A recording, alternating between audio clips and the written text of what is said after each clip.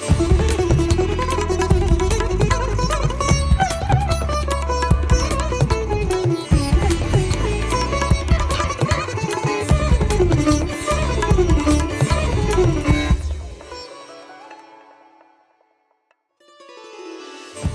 श्री साई राम।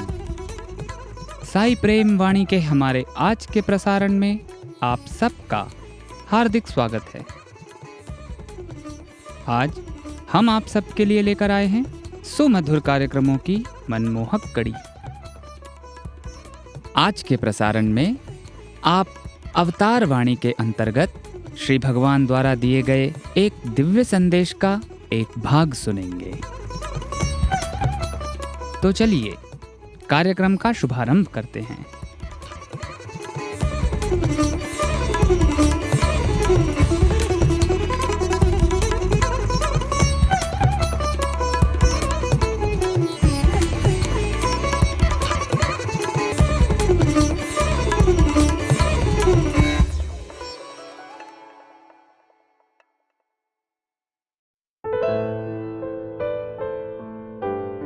अब प्रस्तुत है हमारा कार्यक्रम अवतार वाणी।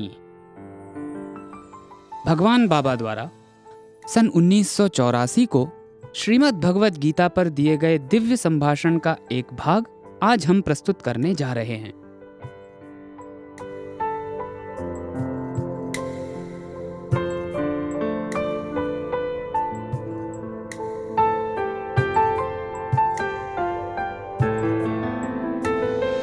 ప్రేమ స్వరూపులారా, క్షుద్రం హృదయ దౌర్బల్యం.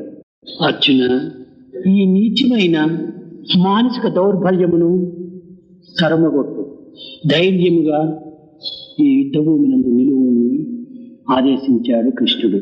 హృదయ దౌర్బల్యమునకు మూల కారణము దేహాత్మ భావం. ఈ దేహాత్మ భావమునకు అజ్ఞాన ప్రభావమే కారణం. क्षुद्रम हृदय दौर्बल्यम। श्री कृष्ण ने आदेश दिया, हे अर्जुन, अत्यंत निम्न इस हृदय की दुर्बलता को भगाओ, पूरे धैर्य के साथ इस युद्ध भूमि में खड़े रहो। हृदय की इस दुर्बलता का मूल कारण देहात्म भावना ही है। अज्ञान का प्रभाव ही इस देहात्म भावना का कारण है। ये तावत అజ్ఞాన ప్రభావం చేత మానవుని యందు దేహాత్మ భావన పెంచుకొని తద్వారా మానసిక దౌర్బల్యుడవుతున్నాడు. మానసిక దౌర్బల్యుడు ఎట్టి చిన్న కార్యమును కూడా సాధించలేడు. కనుకనే మధ్య మధ్య గీతాచార్యుడు మాయమాత్మ బలహీనేన లభ్య అని హృదయ దౌర్బల్యము కలిగినటువంటి వాడు, బలహీనుడైనటువంటి వాడు ఎట్టి కార్యమును కూడా సాధించలేడని నిరూపించాడు. स्थूल रूप में अज्ञान के कारण मानव देहात्म भावना को बढ़ाकर मानसिक रूप में दुर्बल हो रहा है। मानसिक स्तर पर दुर्बल व्यक्ति कोई छोटा सा कार्य भी नहीं कर सकता है। अतः गीताचार्य ने बीच बीच में नायमात्मा बलहीनेन लभ्यः कहकर निरूपित किया कि हृदय स्तर पर दुर्बल और कमजोर व्यक्ति किसी भी प्रकार का कार्य नहीं कर सकता है।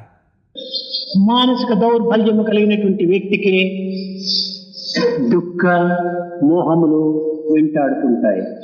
దుఃఖం ముందా లేక మోహం ముందా అనే విషయాన్ని మనం విచారించినప్పుడు మోహం ఉండినప్పుడే దుఃఖం మోహము వెంటాడుతుంది. మోహమే లేకుండా దుఃఖము ఆ స్థానం నందే ఉండదు. మోహము బింబము, దుఃఖము ప్రతిబింబము.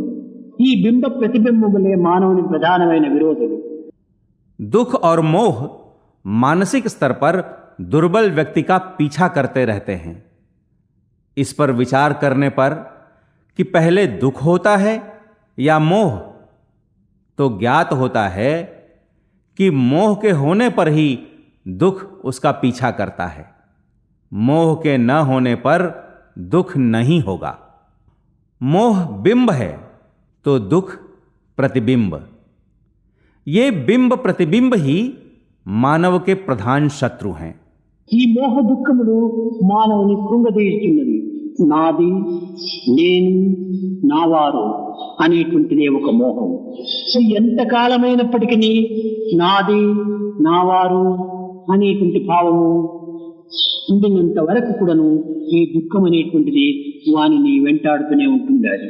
కనుక ప్రతి మానవుడు కూడాను నేను, నాది, నావారు అనేటువంటి స్థానము నుండి మనము, మనవారు అనేటువంటి స్థానమునకు మనం ప్రయాణం చేయాలి. ये मोह और दुख मानव को बहुत निराश कर रहे हैं. मेरा, मैं, मेरे अपने ही एक मोह है.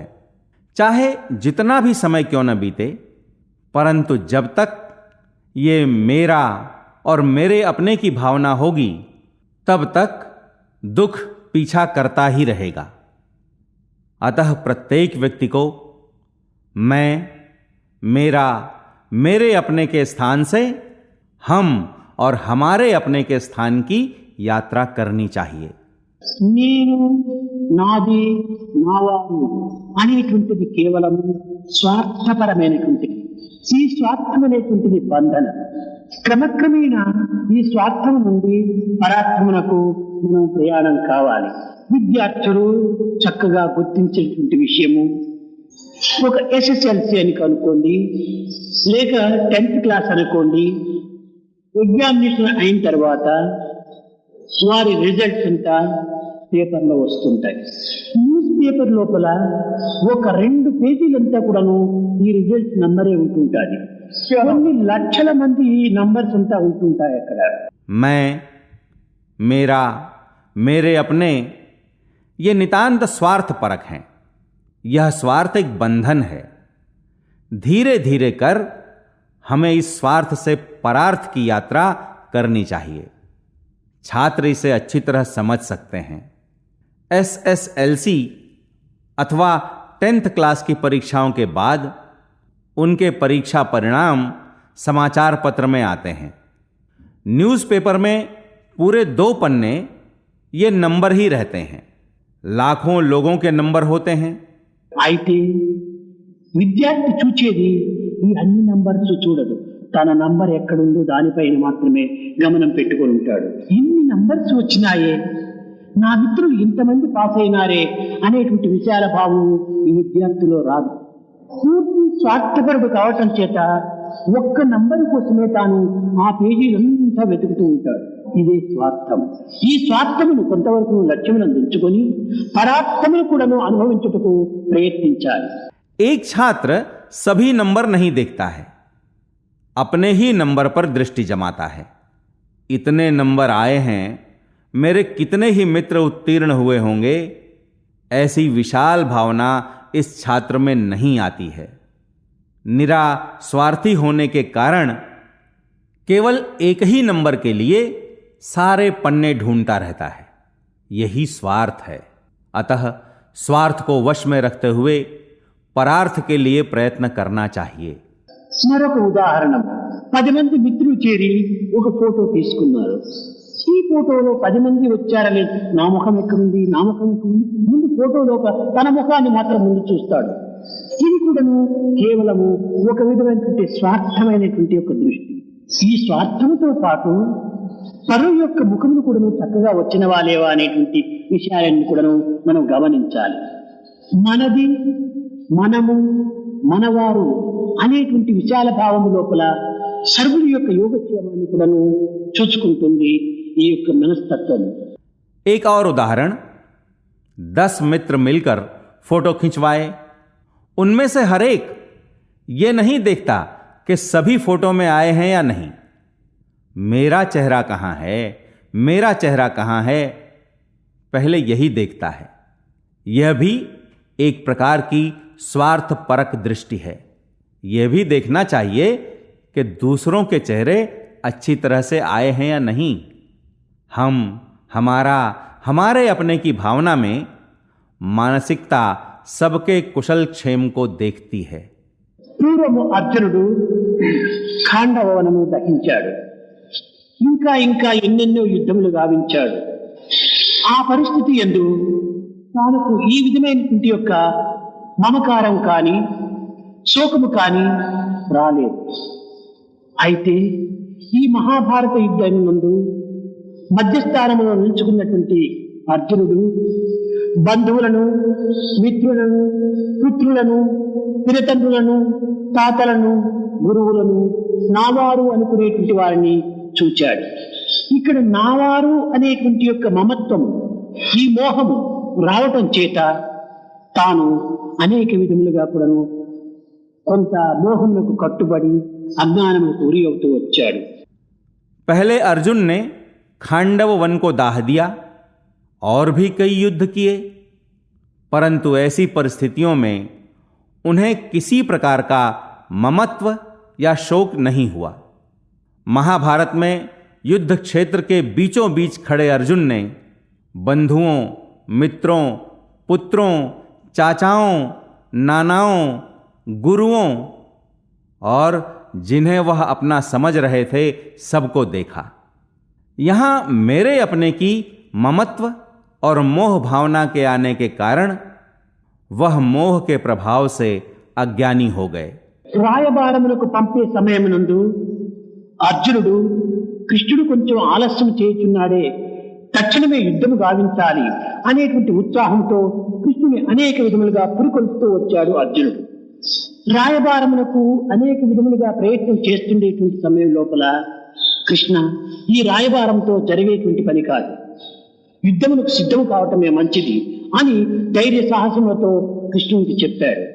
श्री कृष्ण को दूत के रूप में भेजते समय अर्जुन विचारने लगे कि श्री कृष्ण देरी करते जा रहे हैं, तुरंत युद्ध होना चाहिए। फिर वह श्री कृष्ण को उकसाने लगे। श्री कृष्ण के दूत बनकर जाते समय अर्जुन ने बड़े धैर्य के साथ कहा, हे कृष्ण, बातों से कुछ होने वाला नहीं है, युद्ध के लिए तैयार होना ही अच्छा है। కౌరవులు రాయబారముకు కుదిరేటువంటి వారు కాదు.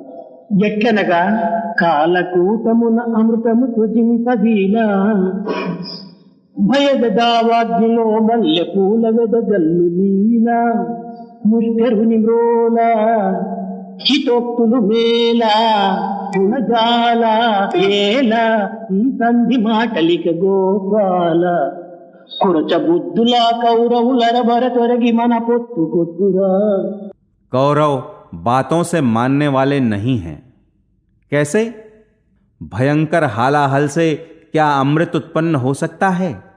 मानो यह तो भयंकर दावानल में चमेली के फूल डालना ही है। एक दुष्ट के सम्मुख हितकारी वचन क्यों कहे? हे गोपाल, संकुचित बुद्धि वाले ये कौरव भेद भावनाएं भुलाकर क्या संधि के लिए हमारे पास आएंगे? చాలిక ఉత్తర దక్షిణ ధ్రువములు కలియున యుద్ధము సిద్ధమనక కాలహరణమిక ఏలా. పాండవులు ఉత్తర దిశ అందున్నారు, కౌరవులు దక్షిణ దిశ అందున్నారు. ఈ ఇరువురు కలవాలంటే ఇటువైపున పడవరు, ఇటువైపున తూర్పు అడ్డం వస్తుంది. కనుక వీరు కలవాలంటే ఇంక పైనే కలవాలి, కానీ కింద కలిసడానికి వీలు కాదని చెప్పినని దృఢంగా చెప్పాడు అర్జునుడు. కనుక ఈ విధంగా ఆలస్యం చేయుచున్నటువంటి కృష్ణుణ్ణి అనేక విధములుగా కూడాను తాను తొందర చేస్తూ వచ్చాడు అర్జునుడు. ये उत्तर और दक्षिण ध्रुव कैसे मिल पाएंगे? युद्ध के लिए तैयार न होते हुए समय क्यों व्यर्थ में गंवाएं? अर्जुन ने अत्यंत दृढ़ स्वर में कहा, पांडव उत्तर दिशा में हैं, कौरव दक्षिण दिशा में हैं। इनके मिलने में उधर पश्चिम या इधर पूरब दिशाएं आड़े आ रही हैं। हम मिल सकते हैं तो स्वर्ग में ही, धरती पर मिलना असंभव है। इस प्रकार जरा विलंब कर रहे श्री कृष्ण को अर्जुन ने अनेक प्रकार से शीघ्रता के लिए उकसाया। కారణమేమి? తన బంధువులను, తన మిత్రులను, తన యొక్క గురువులను, తన యొక్క తాతలను ఎవరిని చూడలేదు. దృష్టి కొంతవరకును వికసించక పూర్వము ఇది విశాలమైన భావంగా ఉండినది అర్జునుడు. యుద్ధ భూమిలో మధ్య భాగంలో నిలిచిన సమయం లోపల అందరినీ దృష్టిని ప్రసరించాడు.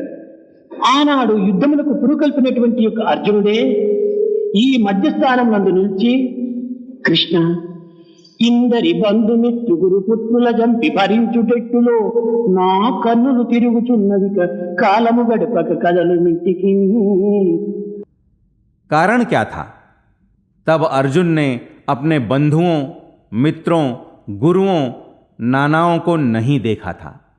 दृष्टि के विकसित होने से पूर्व अर्जुन विशाल भावना के साथ थे. युद्ध भूमि के बीचों बीच उन्होंने सबकी ओर नजर दौड़ाकर देखा. उस दिन युद्ध के लिए उकसाने वाले अर्जुन ने ही कहा, हे कृष्ण, इतने सारे बंधु, मित्र, गुरु, पुत्रों को मारकर मैं कैसे सह सकता हूं? मेरी आंखें चकरा रही हैं. समय बर्बाद न करते हुए घर चलेंगे. ఈ మాటలు విన్న తక్షణమే అర్జునుడు చూచి కృష్ణుడు మండిపడ్డాడు. క్షుద్రం, హృదయ దౌర్బల్యం అని కొంతవరకు దూషించాడు కూడా అర్జున్ని. ఈ విధమైనటువంటి పిరికి పంద యుద్ధములకు సిద్ధం ఎందుకు కావాలి? కేవలం ధీరత్వంగా నిరూపణ చేసి ధీరుడై ప్రతిపిస్తున్నావు. ఇలాంటి శోకముతో బాధపడేటువంటి వ్యక్తి కేవలం వైద్యులకు శిష్యుడే కానీ యోగులకు శిష్యుడు కాదు. కనుక ఇలాంటి వాడిని నా శిష్యుడని చెప్పుకోవటం కూడాను సిగ్గుచేటుగా ఉంటున్నది. ये बातें सुनते ही अर्जुन को देखकर श्री कृष्ण आग बबूला हो उठे. क्षुद्रम हृदय दौर्बल्यम कहकर श्री कृष्ण ने अर्जुन की निंदा भी की. श्री कृष्ण ने कहा, ऐसे डरपोक हो तो युद्ध के लिए तैयार क्यों हुए हो? धीर के रूप में नाम अर्जित कर अब दीन होकर व्यथित हो रहे हो? शोक से व्यथित ऐसा व्यक्ति चिकित्सकों का शिष्य हो सकता है, योगियों का शिष्य नहीं. तुम जैसे को अपना शिष्य कहते हुए मुझे शर्म हो रही है. యుద్ధము అప్పటికప్పటికి ఉట్టిపడినటువంటిది కాదు. ఇది 3 నెలల నుంచి కూడా దీని యొక్క రాయబారం జరుగుతూనే ఉంటుండాలి.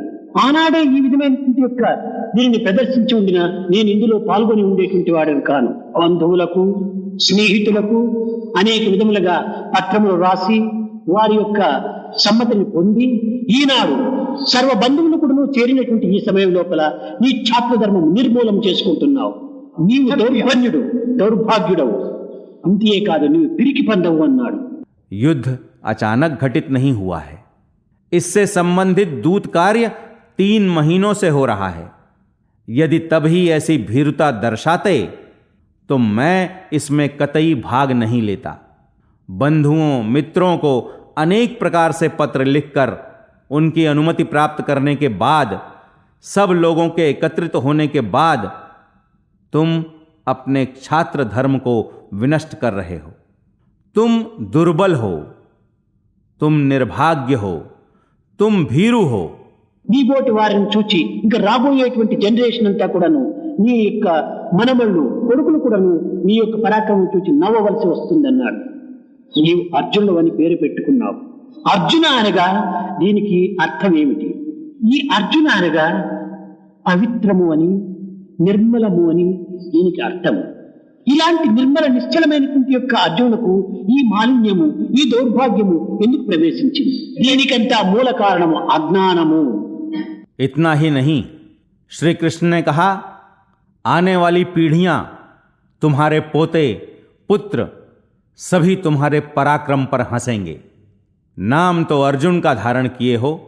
शब्द अर्जुन का अर्थ क्या है? अर्जुन का अर्थ पवित्र और निर्मल है. ऐसे निर्मल निश्चल अर्जुन को ऐसी मलिनता और दुर्भाग्य कैसे संक्रमित हुए? इसका मूल कारण अज्ञान ही है. ఈ యొక్క రోగమును చక్కగా కనిపెట్టినటువంటి వైద్యుడు కనుక నారాయణుడు దానికి తగినటువంటి యొక్క చికిత్సకు పూనుకుంటున్నాడు. భగవద్గీత ప్రారంభమైన తక్షణమే ఏ కర్మయోగము, ఏ ధర్మయోగము, ఏ యొక్క నిష్కామ కర్మను ఇలాంటి బోధనలు చేయవచ్చును, భక్తి యోగమును కూడా బోధించవచ్చును. అసలు కృష్ణుడు మాట్లాడడానికి ప్రారంభించడమే 2వ అధ్యాయం. మొదటి అధ్యాయం అంతా కూడాను అర్జును యొక్క గొడవ ఏడ్చుకోవటంలోనే సరిపోయింది. కృష్ణుడు ఏ మాత్రమూ అందులో కించిత్ మాట అయినా కూడాను తాను ఉపయోగపెట్టలేదు. इस रोग से अच्छी तरह अवगत होने के कारण नारायण इसके निदान के लिए तैयारी कर रहे हैं. भगवत गीता को आरंभ करते ही वे किसी कर्मयोग, धर्मयोग या निष्काम कर्म या भक्ति योग का उपदेश दे सकते थे। यथार्थ में श्री कृष्ण ने उपदेश आरंभ किया ही दूसरे अध्याय में। पहला अध्याय पूरा अर्जुन के रोने धोने में ही बीत गया। इसमें श्री कृष्ण ने एक भी शब्द नहीं कहा।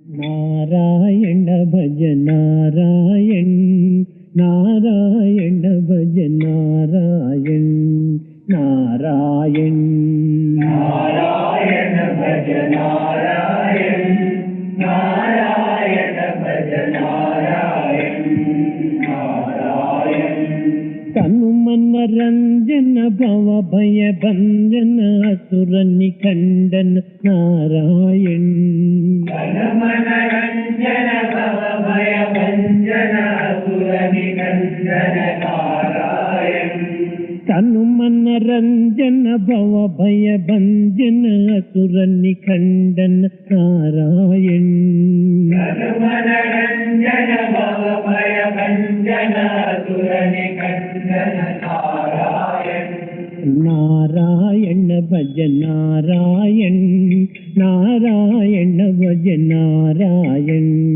नारायण नारायण भज नारायण, नारायण भज नारायण, नारायण जब जब पीड़ा पड़े भक्त पर बार बार अवतार किया,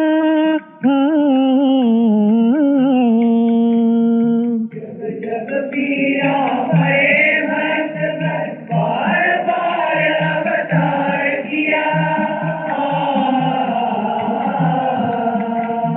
पाप मिटा कर धीरज दिखाकर मानव को उद्धार किया, पाप मिटा कर धीरज दिखाकर मानव को उद्धार किया, पाप मिटा कर धीरज दिखाकर मानव को उद्धार किया, मानव मिटा कर धीरज दिखाकर मानव को उद्धार किया, कुंज विहारी कृष्ण मुरारी हे गिरिधारी नारायण, कुंज विहारी कृष्ण मुरारी हे गिरिधारी नारायण, कुंज विहारी कृष्ण मुरारी हे गिरिधारी नारायण, कुंज विहारी कृष्ण मुरारी हे गिरिधारी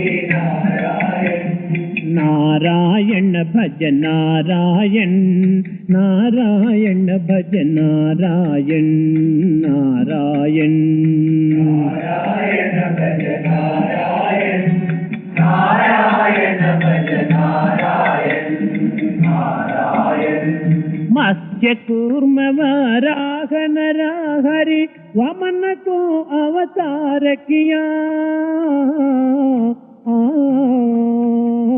मत्स्य कूर्म वराह नरहरि वामन को अवतार किया,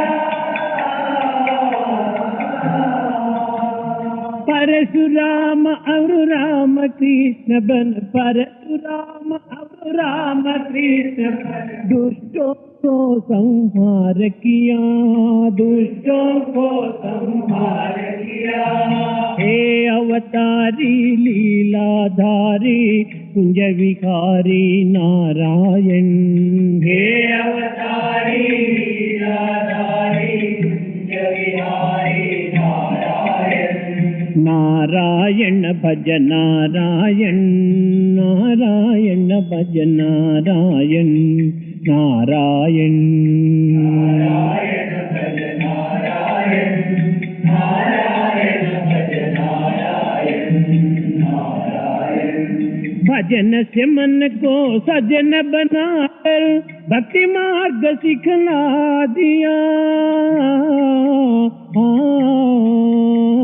भजन से मन को सजन बनाकर भक्ति मार्ग सिखला दिया,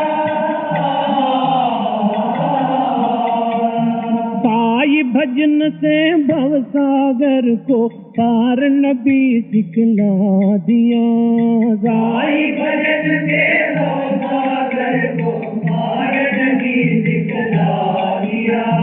पति तो धारी पति विहारी के गिरिधारी नारायण। पति तो धारी पति विहारी के गिरिधारी नारायण। पति तो धारी पति विहारी साई मुरारी नारायण।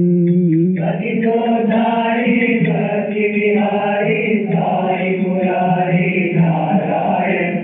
नारायण भज नारायण, नारायण भज नारायण, नारायण नारायण भज नारायण, नारायण भज नारायण,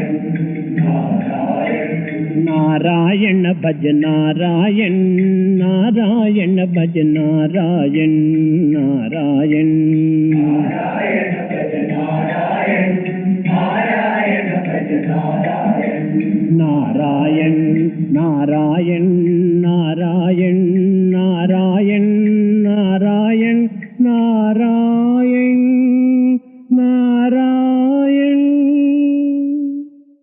सत्यं ज्ञानमनन्तं ब्रह्म, सत्यं ज्ञानमनन्तं ब्रह्म, सत्यं ज्ञानमनन्तं ब्रह्म, सत्यं ज्ञानम् अनन्तं ब्रह्म, सत्यं ज्ञानम् अनन्तं ब्रह्म, सत्यं ब्रह्म, ज्ञानं ब्रह्म,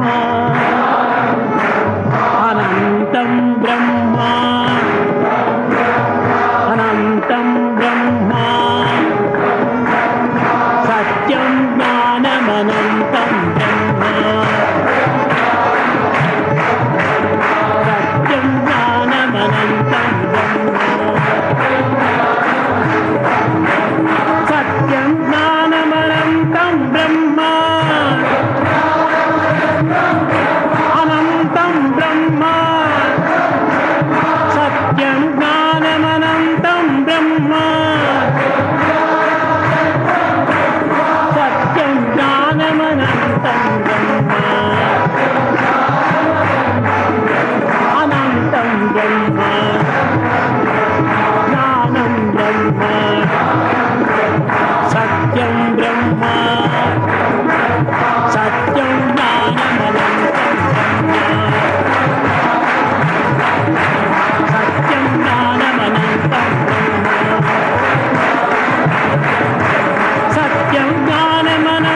ब्रह्म, सत्यं ज्ञानमनन्तं ब्रह्म, अनन्तं ब्रह्म, सत्यं ब्रह्म, ज्ञानं ब्रह्म, सत्यं ज्ञानमनन्तं ब्रह्म, सत्यं ज्ञानमनन्तं ब्रह्म। अभी आप सुन रहे थे अवतार वाणी। आज आपने भगवान बाबा द्वारा सन 1984 में श्रीमद् भगवद गीता पर दिए गए दिव्य संभाषण का एक भाग सुना।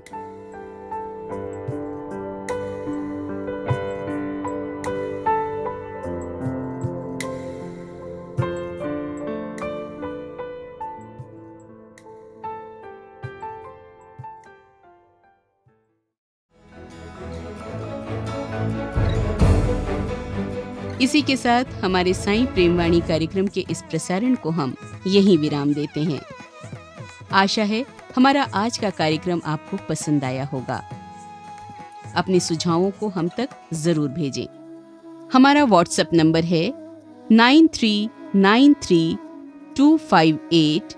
258 93 258 258। हिंदी भाषा में हमारी ये सभी प्रस्तुतियाँ YouTube पर भी उपलब्ध हैं। इन्हें वहाँ देखने या सुनने के लिए हमारे YouTube चैनल को सब्सक्राइब करें और कमेंट बॉक्स में अपने सुझाव देना न भूलें। हे स्वामी, आप दिव्य पिता हैं, हम आपके अंश, हम में गूंजें गीता के स्वर, स्वार्थ मोह न हमें बांधे कभी, हम करुणा सागर की बन जाएं लहर। ये प्रार्थना आपके श्री चरणों में अर्पित करते हुए और ये प्रसारण आपको समर्पित करते हुए अब वाणी को विराम देते हैं। धन्यवाद। सप्रेम साईं राम।